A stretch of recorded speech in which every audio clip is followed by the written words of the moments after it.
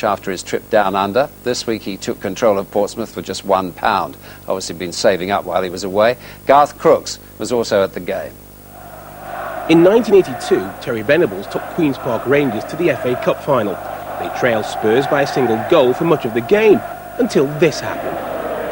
Roberts was Hazel's flick, and Fenwick was in there, and it's a goal! Terry Fenwick! The set-piece ploy works again. Fenwick is the scorer. QPR lost the replay. 15 years later, Venables is back on the Wembley Trail, this time with Portsmouth, a club he bought this week for £1. That acquisition reunites him with Terry Fenwick, now Pompey's manager.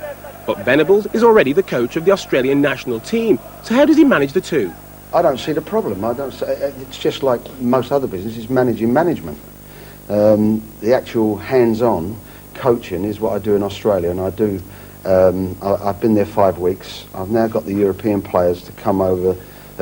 Well, it was going to be Holland, but Papendal, where we was going to go, is full, so they'll most likely be coming to England. Then we've got a game in Macedonia, and then in Hungary. Then we'll try to be qualifying in June. So there's quite a lot of time in between, and I don't deal. Occasionally, I went down to the training session. I just work from behind the scenes and on the field through management. That's all. It's a different type of job that I'm doing there. Terry is in charge of the club, and you have a wonderful relationship over the years with him. What is he bringing to Portsmouth? He's given us a bit of direction. I mean, for a change, it's been nice for me to turn to someone that wants to improve the club rather than take away.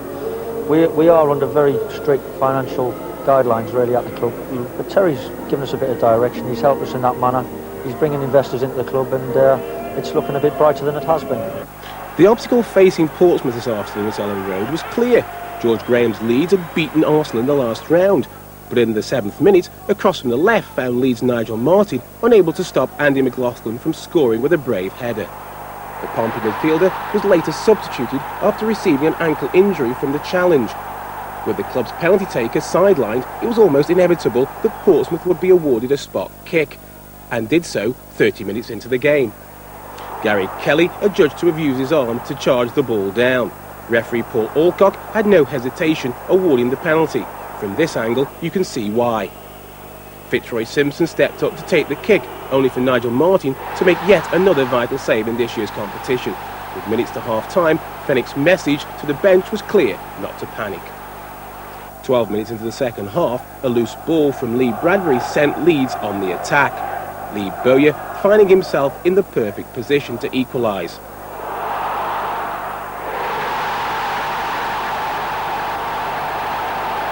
From the expression on the Leeds bench, nothing less was expected. With 30 minutes left to play, Pompey simply weren't interested in defending. That was largely due to Swedish striker Matthias Svensson. It was his solo effort that sent the travelling fans delirious. By this time, Portsmouth were looking like the home side. Fitzroy Simpson's through ball sent Svensson clear down the left. It was he who laid on the third goal for Lee Bradbury. The unthinkable was beginning to happen. Leeds appeared to be on their way out. But not apparently before one last effort. This cross found the Portsmouth defence all at sea, leaving Lee Bowyer to get his second of the game. But it was too little, too late. Portsmouth had done it. They were now through to the quarter-finals. The prospect of Venables and Fenwick making another Wembley appearance together moves a step closer, as Pompey fans dream of going a step further than 1992, when they narrowly lost to Liverpool on penalties in the semi-final.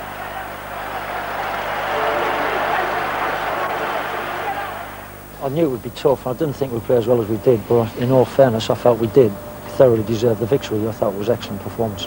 What were your thoughts when the penalty didn't go in? It was one of them. I'd look around my players, I'd look at the faces, and to be fair, this was the acid test today, and for me, they stood up to it. They had the battle. We were prepared to play when we got the ball down, and I thought we were excellent. Well, we've played very well defensively. We've been very, very tight unit. I saw Portsmouth last week against Birmingham. They played well. Showed a video yesterday of the game to the players, and we knew it was going to be a tight game.